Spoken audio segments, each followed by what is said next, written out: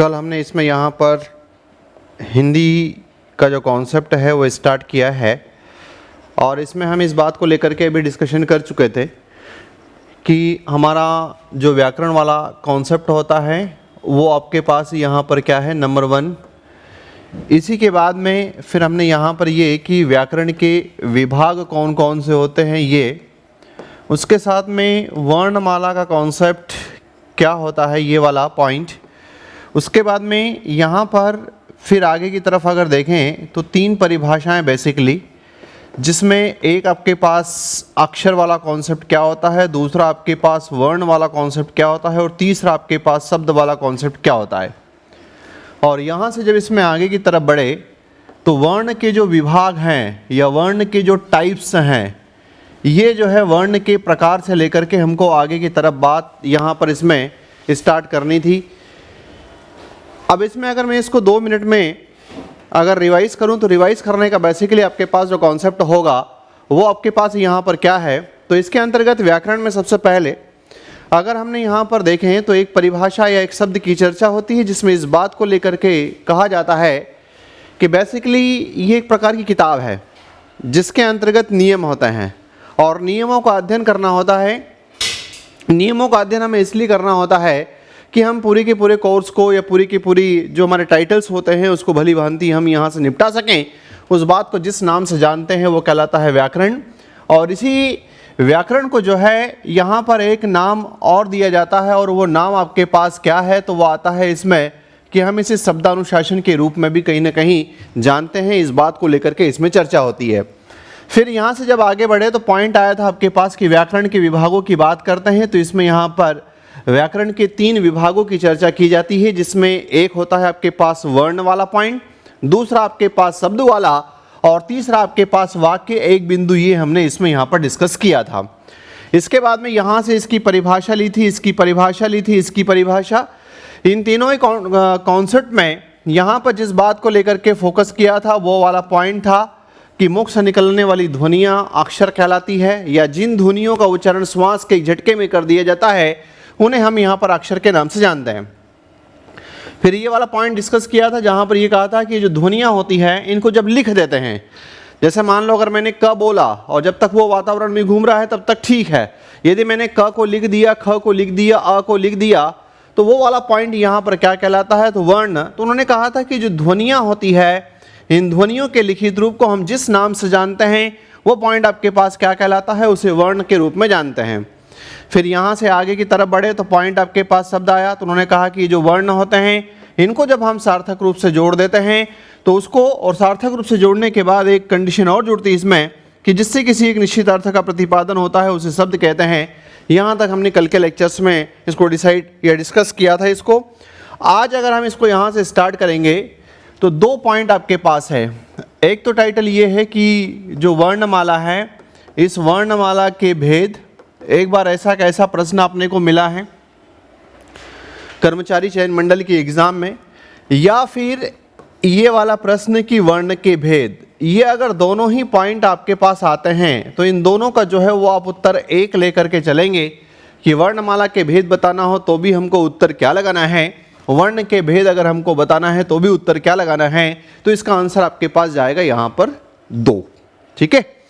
अब इसमें यहाँ पर अगर देखते हैं तो 2 में नाम क्या क्या चलते हैं, तो एक पॉइंट आपके पास आता है स्वर और दूसरा कॉन्सेप्ट आपके पास जो आता है वो टाइटल इसमें यहाँ पर व्यंजन आता है। तो ये 2 पॉइंट को अपने को याद रखना है, स्वर और व्यंजन। पहला तो है इसमें यहाँ पर आंकड़े वाला पॉइंट।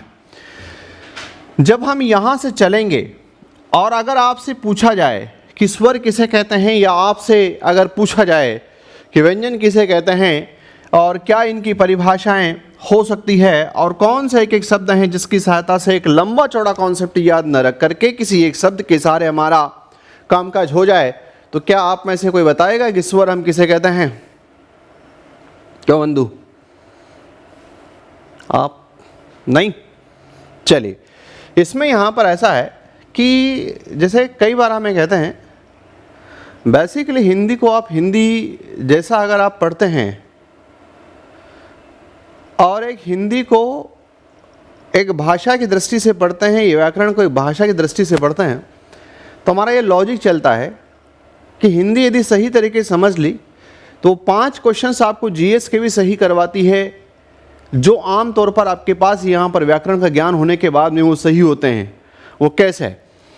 जैसे इसकी यहाँ पर एक लंबी चौड़ी परिभाषा है, इस लंबी चौड़ी परिभाषा पर ध्यान न दे करके केवल एक शब्द पर हम जिस पर ध्यान देंगे और वो शब्द हमारे पास यहाँ पर क्या है, तो वो शब्द है आपके पास लिखा है इसमें निर्बाध। हम जानते हैं कि बेसिकली ये शब्द अभी आपको नहीं पता कि निर्बाध का मीनिंग क्या है, लेकिन इसकी परिभाषा को इस एक शब्द के सहारे आपकी कभी गलत अगर ना हो तो ये वाली जो परिभाषा है वो आपके पास यहाँ पर इसके सहारे कभी गलत नहीं होगी। मतलब यहाँ पर आपको सवाद शब्द चाहिए और वहाँ पर आपको निर्बाध शब्द चाहिए। इन दोनों का मीनिंग आपके पास यहाँ पर क्या हुआ, तो जैसे अगर अपन इसको देखें तो निर्बाध आपके पास 2 भागों में टूट जाएगा। ऐसा ये जाएगा निर प्लस बाधा के रूप में। अब यहाँ पर बाधा का मतलब आप सब जानते हैं, निर का मतलब होता है नहीं। अब कॉन्सेप्ट इसका इस दिशा में चला गया कि जब हम स्वरों का उच्चारण करें तो किसी प्रकार की बाधा नहीं आनी चाहिए। यदि बाधा नहीं आएगी तो उस कॉन्सेप्ट को हम यहाँ पर कहेंगे स्वर। परिभाषा जब ऐसे लंबी चौड़ी देता है और पूछता है कि जिन स्वरों के उच्चारण में मुख से निकलने वाली वायु जब निर्बाध गति से बाहर निकलती है, या वो कहता है कि जिन ध्वनियों के उच्चारण में मुख से निकलने वाली वायु निर्बाध गति से निकलती है तो उसे क्या कहते हैं, तो उसका जवाब अपने पास ये रहेगा कि उसे हम जिस नाम से जानते हैं वो पॉइंट कहलाता है आपके पास स्वर। अब देखो एक कॉन्सेप्ट आगे कैसे मजबूत हुआ, आपको इसमें विलोम शब्द भी याद करने होते हैं। यदि आपसे कोई पूछ ले कि निर्बाध का विलोम क्या है तो आप कहेंगे कि सबाध होता है। निर्बाध का विलोम क्या होता है? सबाध। अब इसमें यहाँ पर इस शब्द को यदि अगर आप तोड़ोगे तो ये शब्द आपके पास ऐसा है, स प्लस बाध के रूप में ये शब्द है, ये इस रूप में आपके पास है। यहाँ पर जब आप कभी कभी मम्मी पापा के साथ बाहर जाते हैं घर से, अगर पापा को पूछा हो कि कौन कौन आए हैं तो पापा कहते हैं कि सब परिवार आए हैं। ऐसा शब्द जो है पापा यूज़ करते हैं कि क्या कहते हैं? सपरिवार, मतलब बच्चे भी हैं, पत्नी भी साथ में, सब परिवार आए हैं। तो इसका क्या मतलब हुआ? इसका मतलब हुआ कि परिवार के साथ। इसका मतलब क्या हुआ? परिवार के साथ। जब भी जिंदगी में कहीं पर भी ये शब्द लगा हुआ है स, इसका मतलब है साथ में। स का मीनिंग क्या जाएगा आपके पास? साथ में। अब जैसे मान लो आपने यहाँ पर ये कहा कि इसका मीनिंग होता है आपके पास यहाँ पर साथ में, इसका मीनिंग क्या होता है? तो इसका मीनिंग होता है आपके पास यहाँ पर बाधा। अब ये कॉन्सेप्ट आपको क्या कह रहा है कि बेसिकली बाधा हमारे साथ में चलेगी, है ना। जैसे आपने भी देखा होगा कि आपके साथ भी शायद ही जीवन ऐसा स्वरों जैसा जाता हो। रोज़ जो है, जो जीवन जो है जिस स्टाइल के साथ जा रहा है वो जीवन कैसा है, तो आंसर आपके पास यहाँ पर आता हुआ दिखाई देता है कि सबाध जैसा ही जीवन जा रहा है। अगर आप कहें और हम कहें कि हमारा जीवन जो है वो निर्बाध की भांति जो है वो जा रहा है, तो ऐसा सवाल ही नहीं उठता, क्योंकि पल पल पर जो है बाधाएं विद्यमान हैं। अब देखो क्या है कॉन्सेप्ट। ये कॉन्सेप्ट ये कहता है आमतौर पर कि जिन ध्वनियों के उच्चारण में मुख से निकलने वाली जो वायु होती है जब सबाध गति से बाहर निकलती है। अब सबाध गति का मतलब हुआ कि बाधा के साथ। इसका मतलब है कि हवा जब किसी ध्वनि को निकालेगी तो उससे पहले मुख में किसी न किसी अंग को वो टकराएगी, और मुख में किसी अंग को टकराने के बाद में फिर ध्वनि बाहर निकलेगी। इसलिए यहाँ पर शब्द यूज़ किया हो गया आपके पास। अब मैं ये चाहता हूँ इसमें कि ये बड़ी बड़ी परिभाषाएं याद न करके आपको केवल क्या याद होना चाहिए। यदि आप अपने आप को सुकून के जोन में ले जाना चाहते हैं तो एक जगह निर्बाध शब्द और दूसरी जगह सबाध परिभाषा आई तो अपनी परिभाषा यहाँ से गलत नहीं होगी। बहुत सिंपल सा कॉन्सेप्ट ये था, हवा बिना किसी बाधा के बाहर निकले तो क्या कहलाएगा? स्वर। हवा बाधा के साथ बाहर निकले तो वो टाइटल आपके पास क्या कहलाएगा? उसे व्यंजन के रूप में आप जानोगे। अब यहाँ से इसमें क्या है कि एक एक परिभाषा, जैसे इसकी एक परिभाषा आती है जहाँ पर अपन एक शब्द लिखते हैं और वो शब्द लिखते हैं स्वतंत्र। मतलब एक पॉइंट यहाँ पर एक ऐसा ले लिया जाता है वर्ड कि इसके सहारे इसकी परिभाषा सही हो जाएगी, और इसमें एक शब्द अपन यहाँ पर ले लेते हैं, इसमें वो पॉइंट क्या है तो वो आंसर आता है इसमें स्वतंत्र नहीं। अब इन दोनों जगह अगर अपन देखें तो एक जगह अपन ने लिया इसमें कि स्वतंत्र दूसरा स्वतंत्र नहीं, ये परिभाषा राज्य कर्मचारी चयन मंडल मध्य प्रदेश के द्वारा कई बार पहले से जो है इसमें यहाँ पर पूछी जा चुकी है।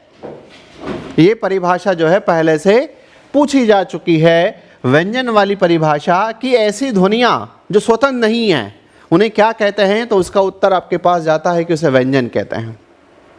अब इनको टेक्निकल मोड में ले जाएं।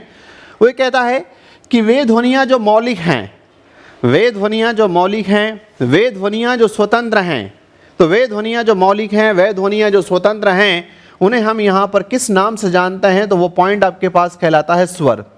अब स्वर की दो परिभाषा है, या तो वो ये वाली पूछ ले या फिर वो ये वाली पूछ ले। तो इन दोनों जगह अपन ने क्या करा, केवल 2 शब्द याद किए। 40 शब्दों के बजाय हमने 2 शब्द याद किए, और इससे हमारा, क्योंकि देखो अपनी एग्ज़ाम का जो नेचर है वहाँ अपने को टिक लगाना है। अगर लिखना होता तो फिर पूरी इबारत की ज़रूरत पड़ती, इमारत की ज़रूरत पड़ती, जब अगर लिखना नहीं है तो फिर पूरी इबारत की ज़रूरत उसमें वहाँ पर नहीं पड़ती। यहाँ पर आप कह दोगे कि वे ध्वनियाँ जो स्वतंत्र नहीं हैं, अर्थात जो किसी की सहायता से बोली और लिखी जाती है। देखो यहाँ ऐसा है कि जब आप इसमें आ का उच्चारण करते हो तो ये स्वतंत्र हैं, इसको उच्चारण करने के लिए किसी प्रकार के कोई और सपोर्ट की आवश्यकता नहीं है, ये अपने आप में मौलिक हैं। जब यहाँ पर जब बात की तो उन्होंने कहा कि वे ध्वनियाँ जो स्वतंत्र नहीं हैं, इसका मतलब ये हुआ कि जब अगर हम यहाँ पर क का अगर प्रोनाउंसिएशन करते हैं तो क में हमारे साथ में यहाँ पर अंडरस्टूड करके आ चलता रहता है।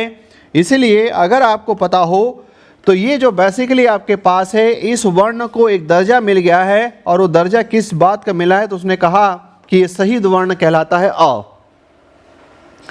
ऐसा इसलिए इसको यहाँ पर कहा गया कि जैसे आप क कहोगे तो अ है, ख कहोगे तो अ है, ग कहते हो तो अ है, घड़ी अगर आपका उच्चारण करते हो तब आपके पास वहाँ पर अ है। तो इसका मतलब है कि ये पॉइंट आपके पास जब व्यंजनों का उच्चारण करते हैं तो इसमें हम स्वर को जो है वो साथ में लेकर के चलते हैं, इसलिए ये स्वतंत्र नहीं है। ठीक, अब यहाँ से आगे की तरफ बाहर निकले, परिभाषा हो गई, इसकी परिभाषा का एक शब्द ये, दूसरा शब्द आपके पास है, इसकी परिभाषा का एक शब्द और आपके पास दूसरा शब्द। अब इसमें अपने से वो हमेशा ये प्रश्न बनाता रहा है, प्रश्न ये बनाता रहा है कि स्वरों की संख्या कितनी है, तो वहाँ पर इसका उत्तर जाता है कि स्वरों की संख्या 11 है। लेकिन जब यहाँ से आगे कि नेक्स्ट टाइम एक उसने ऐसा प्रश्न बना दिया और उसने केवल एक शब्द जोड़ा जहाँ पर जो रटा हुआ विद्यार्थी है वो परेशान होता है, और उसमें उसने पूछ लिया था कि एक विदेशी स्वर सहित हिंदी में स्वरों की संख्या, हिंदी की वर्णमाला में स्वरों की संख्या कितनी है, तो इसका उत्तर जब वहाँ पर जाता हुआ दिखाई दिया तो वो आपके पास उत्तर 12 आया, जबकि हम तो घर से यहाँ पर रट के गए थे कि उत्तर क्या आना चाहिए, तो उत्तर जो है वो आपके पास 11 आना चाहिए, और वहाँ पर लगाना क्या था, 12। तो इसलिए एक ट्रेंड ये देखने में आया है कि जब क्वेश्चन बहुत सारे बनते हैं और बहुत सारे क्वेश्चंस बन करके आउट हो जाते हैं, तो एग्जामिनर थोड़ा सा इस प्रकार का भी, मतलब हर जगह आपको रटा हुआ सेक्शन मिलेगा ऐसा ज़रूरी नहीं है, थोड़ी सी चीज़ें आपके पास यहाँ पर समझदारी भी होनी चाहिए। अब इसमें यहाँ पर विदेशी स्वर वो कौन सा लेकर के चलता है, तब आपके पास उत्तर जो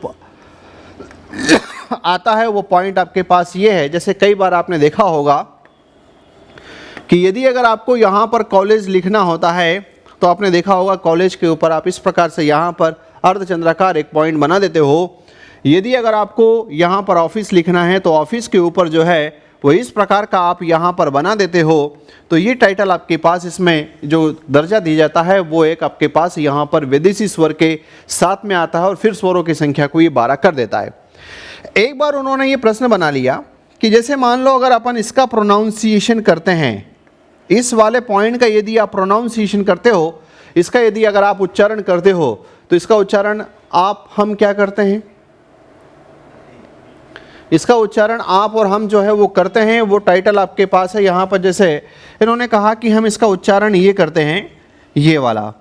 अब ये वाला उच्चारण होने की वजह से ये ऐसा लगता है कि हम चले गए व्यंजनों में, क्योंकि नो डाउट अपन यही बोलते हैं इसको, जब आ वाली जब सीरीज़ को आगे की तरफ बढ़ाते हैं तो हम वहाँ पर यही बोलते हैं कि ये बेसिकली आपके पास आ ई ऊ और उसके बाद में री। तो इसका मतलब है कि आप तो ये प्रोनाउंसिएशन कर रहे हो। तो एक उन्होंने क्वेश्चन इस प्रकार का कि ऐसा एक कौन सा स्वर है जिसका बेसिकली अगर आपको यहाँ पर सही तरीके से ज्ञान न हो तो हम इसको व्यंजनों की भांति इसको उच्चारण करके ले जाते हैं, तो उसका टाइटल आपके पास उत्तर क्या जाता है, तो ये एक ऐसा है जो व्यंजनों की भांति उच्चारण होकर के चला जाता है। इसीलिए कभी जब अगर अपन जैसे हालांकि अपने को बोलते तो उसमें आता ही नहीं है, जैसे मान लो अगर ये लिखा हुआ है ना, ये शब्द अगर अपन लिखा हुआ है तब यहाँ पर और हम इसको गलत पढ़ देते हैं, यहाँ पर आप और हम इसको आप और हम पढ़ते हैं इसको कृपा।